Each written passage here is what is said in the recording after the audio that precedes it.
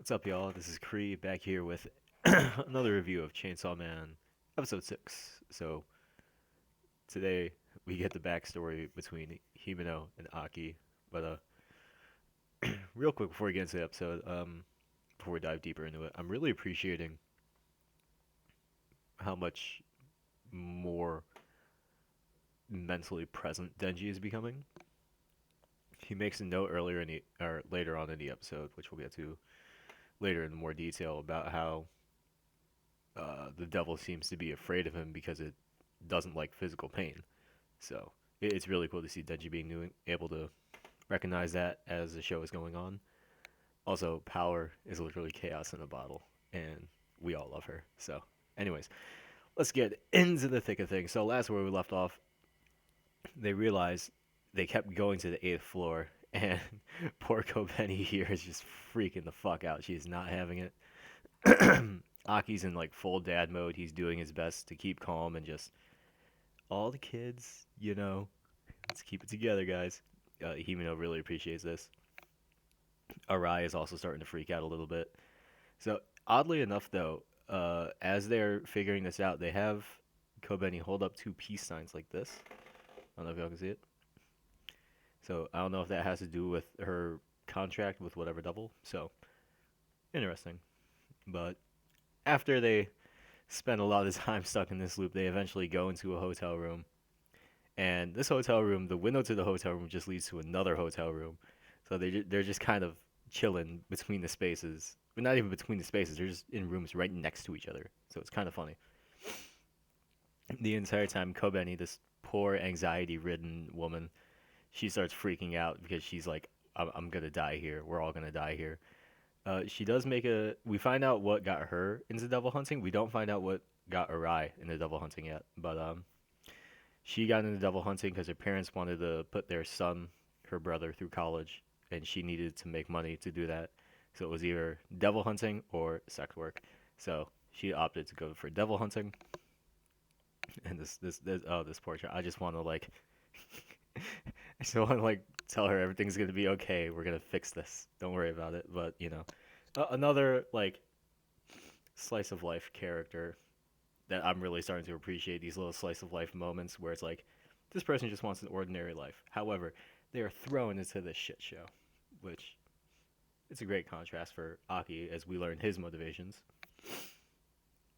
And this whole time she's having to freak out, Power just starts laughing maniacally because, as Himeno points out later on, devils find joy in the fear of humans and it makes them stronger.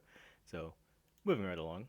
The entire time everyone's freaking out, Denji's just laying in bed, and he's just like, I mean, if we're before this, Aki realizes that time is moving still, so whatever devil power is keeping them here has frozen time essentially, cut them off from the rest of the world. And Denji's like, oh, okay, cool, so we can just like sleep indefinitely, and everyone's like, are you seriously about to fucking sleep in a time like this?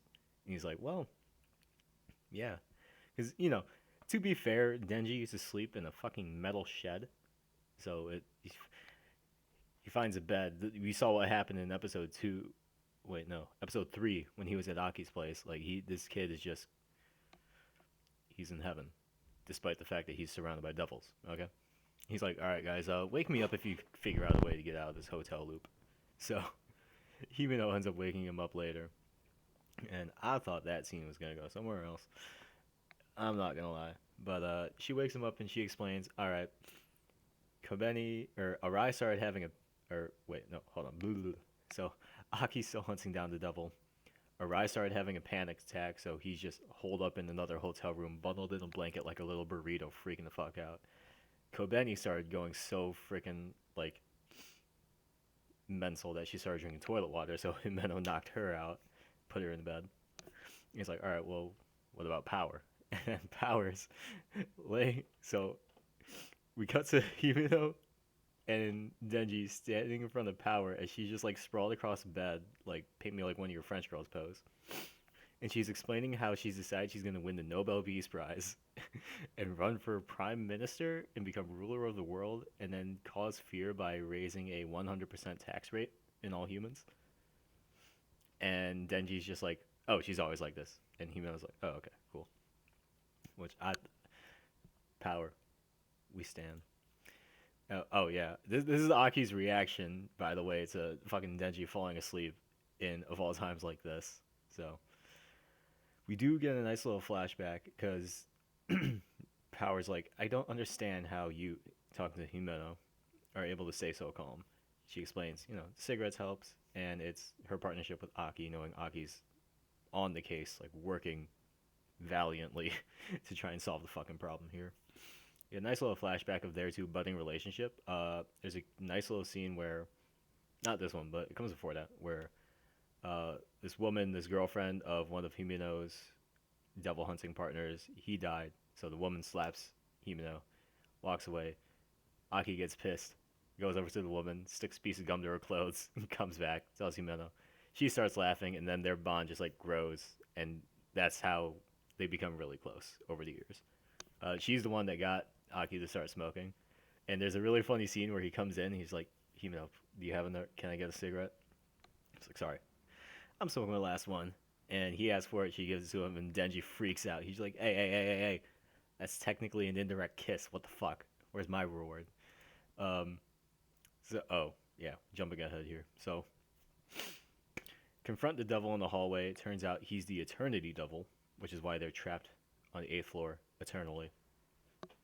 And he makes them a deal: kill Denji, give the body to the devil, and they can walk free. After some deliberation and debate, the devil gets tired of waiting, warps the floors of the hotel and whatnot, and so we find out about Aki's sword. Apparently, it's another contract with the devil where if he uses the sword to kill another devil, it'll shave off several years of his lifespan.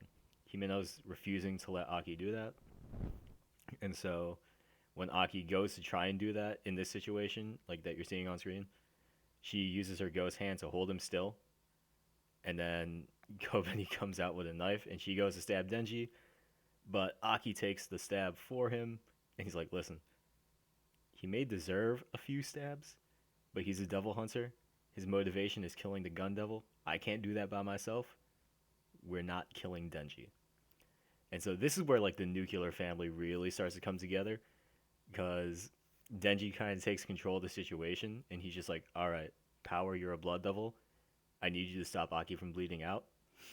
And Kobeni's, she's so fucking like mentally broken at this point. She's like, this is all Denji's fault. If he would just feed himself to the devil, we could have all gotten out of here and we'd be fine. And then she's like, all right, fine. I'm going to feed myself to this devil because it wants me dead. I know it's afraid of my chainsaws, otherwise it would have tried to outright kill me. That's why he wanted you guys to kill me. So, if he's going to eat me, I'm not going to go down easily. And Power's like, have you any plan to get out of this situation? And then she's like, well, it's going to hurt and it's going to cost me some blood, but I'm just going to chainsaw out and eventually hurt it to the point where it wants to kill itself. And so then he takes the swan dive as he rips the cord. Oh, but before this, he's like, as he's explaining this plan, he turns to Himeno and he's like, listen, if I kill this fucking devil, I still expect to get a kiss. So, our boy, his motivation is still strong. The power of boners prevails. And then, he converses with Power about his plan. So the last thing we see is him jumping off the ledge. Aki's like, I can't believe, like, you're willing to do this for me. And Denji's like, shut up. After this, we're even. I don't owe anyone anything. So he jumps off, rips the cord of the chainsaw, flies directly into the Eternity Devil's mouth, and the credits roll. Holy shit. This was a great cliffhanger, and I'm upset that I have to wait another week to see what happens from here. So, yeah. The end credits were really fucking cool. They're honestly all been bangers. I've seen this episode 3 times already since it came out yesterday, so odds are after this I'm going to watch it again. But yeah, see you guys next week. Hope you enjoyed the episode as much as I did.